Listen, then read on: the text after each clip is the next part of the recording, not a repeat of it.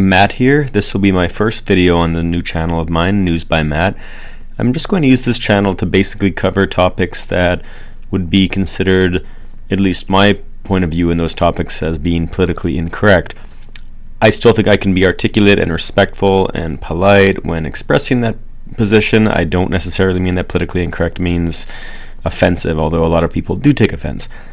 But in any case, I'm going to start this channel with this particular article. It was published in the Canadian publication, the Globe and Mail. I would consider the Globe and Mail to be left-wing. I think most people would. But this appears to be kind of far to the left, even by their standards. Some in the comments I read were even calling it clickbait. Anyway, the title of the article is "White Male Lawyer Should Say No to Judicial Appointments" by David Tanovic. It says, David M. Tanovic is a law professor at the Faculty of Law, University of Windsor, where he teaches in the areas of criminal law and legal ethics. It says that the latest round of federal judicial appointments in Ontario has further entrenched inequality in our courts and has led me to think about the following provocative question.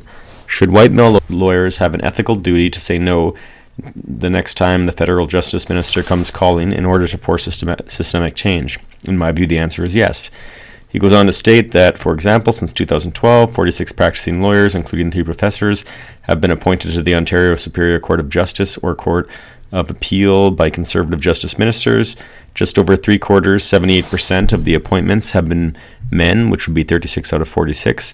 Only one of the appointments appears to be a racial minority, although an exact number cannot be discerned because the government's refusal to collect the necessary information. Now, the interesting thing about that, the reason why Canada refuses to collect racial statistics is because, as far as racial crime is concerned, it kind of proves those with so-called racist positions to be right. In the UK and the United States, where racial crime statistics are collected, the statistics kind of meet the stereotypes, and that's kind of the problem. The statistics back that up. I mean, it's too bad it's like that, but that is what it is. Canada doesn't want to ruffle any feathers in that sense, so, well, they don't collect the statistics at all. So there's no way to prove anything. So he then goes on to list organizations such as the Canadian Bar Association, Indigenous Bar Association, Canadian Association of Black Lawyers, South Asian Bar Association, and the Federation of Asian Canadian Lawyers. It's kind of interesting that every other ethnic group in Canada, it seems, has an organization expressing their interests, but of course Caucasians couldn't, and would be called a racist for doing so. He ends the article by saying, lawyers, and in particular white male lawyers, can make a difference on this issue, and so we should. If you do a Google image search of the Windsor Law faculty, you'll see that it isn't particularly diverse. I find that kind of funny that this professor is speaking on the notion of diversity, yet it doesn't seem like anything that he's involved with is very diverse. And why isn't he giving up his position? He could give the position to a First Nations person, for instance. He could do that. That would be fair, right? It's not as if he got permission from an Aboriginal or a group of Aboriginals to hold this position. Or did he? I don't think so. Now, there are comments in this article, so let's take a look and see. And I suspect I know how these are going to go. This is a little bit too extreme, even for the fairly left-wing Globe and Mail.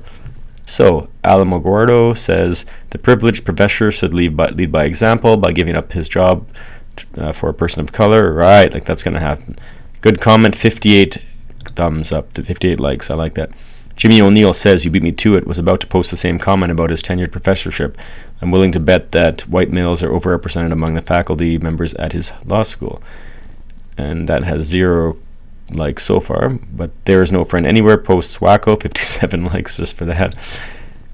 Roland X replies with, I've noticed that white men only support this view after they have reached the pinnacle within their respective field of employment. Once you no longer have to worry, it's easy to pass such judgments, isn't it? I'm still at a loss for why the older generations complicit in racial-based hiring think it's appropriate to punish young, up-and-coming white males for their wrongdoings. Pay for your own guilt. Thank you very much. 23 likes.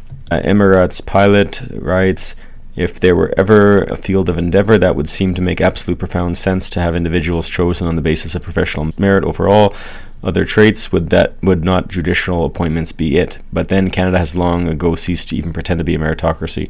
Aurelian stuff, this writer, plus 21.